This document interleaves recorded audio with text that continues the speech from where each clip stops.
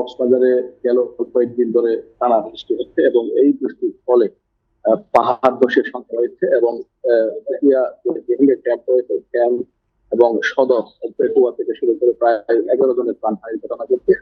যেহেতু বঙ্গোপসাগরের নিম্নচাপের প্রভাব রয়েছে, সেই নিম্নচাপের প্রভাবে স্থানীয় সতর্ক সংকেত জারি বলা হয়েছে আবহাওয়া অধিদপ্তর। ওদের স্বপ্ন পূরণে পাশে থাকতে পেরে আমরা গর্বিত। এই মুহূর্তে কক্সবাজারে পর্যটক তেমন নেই বললেই চলে।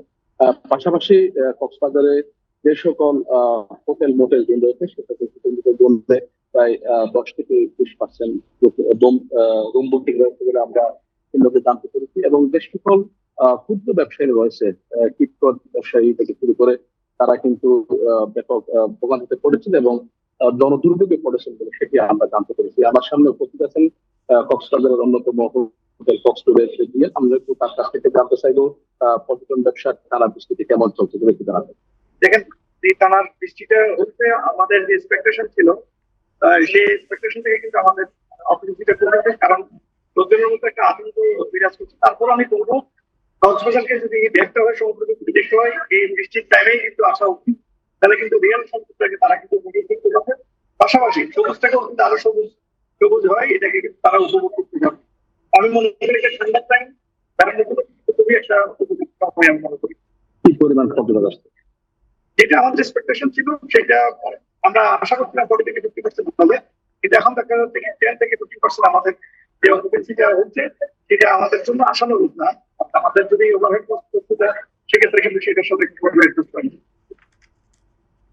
ধন্যবাদ দর্শক। আমরা কথা বলছিলাম বাজারের অন্যতম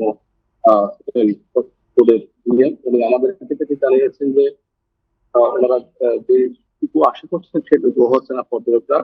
বিশেষ করে আমরা কিছুক্ষণ আগে একটা মেসেজ পেয়েছি, সেটা হচ্ছে কক্সবাজার স্টেশন মাস্টার আবেদন যেটি আমাদেরকে জানিয়েছেন, সেটা হচ্ছে চট্টগ্রামের রেল লাইন ডুবে যাওয়ার কারণে কক্সবাজার এক্সপ্রেস এবং প্রবাল এক্সপ্রেস এর টিকিট বাতিল করা হয়েছে এবং যে সকল যাত্রীরা রয়েছে তাদেরকে অনলাইনে লগ ইন করে টাকা ফেরতের আবেদন করতে বলা হয়েছে এবং পাশাপাশি যারা টিকিট কাউন্টার থেকে টিকিট কেটেছেন তাদেরকে টিকিট ফেরত দিয়ে টাকা নিয়ে যাওয়ার জন্য বলা হয়েছে।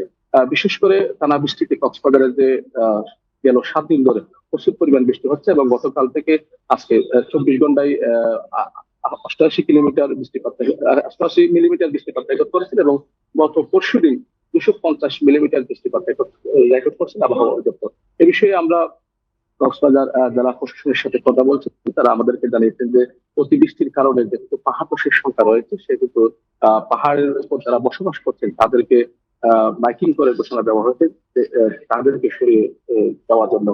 আমরা আপনাদেরকে আরেকটি মেসেজ করতে, সেটি হচ্ছে দেশের অন্যতম পর্যটন স্পট সেন্ট মার্টিন। সেই সেন্ট মার্টিনে গেল 8 দিন ধরে কোনো নৌযান সম্পূর্ণ যোগাযোগ বিচ্ছিন্ন বলে আমরা জানতে পেরেছি এবং সেখানকার স্থানীয়দের কাছ থেকে আমরা যেটি জানতে পেরেছি সেটা হচ্ছে তাদের এই মুহূর্তে খাদ্য সংকট পড়েছে এবং সে কারণে আমরা কক্সবাজার জেলা প্রশাসন এবং একটা জেলা প্রশাসনের সাথে কথা বলছি। তারা আমাদেরকে জানিয়েছেন যেহেতু সাগরের নিম্নচাপের প্রভাবে সাগর উত্তাল রয়েছে এবং সেহেতু কোনো বোট সেখানে যেতে পারছে না, সেই কারণে কোনো খাদ্য সেখানে পৌঁছাতে পারছে না।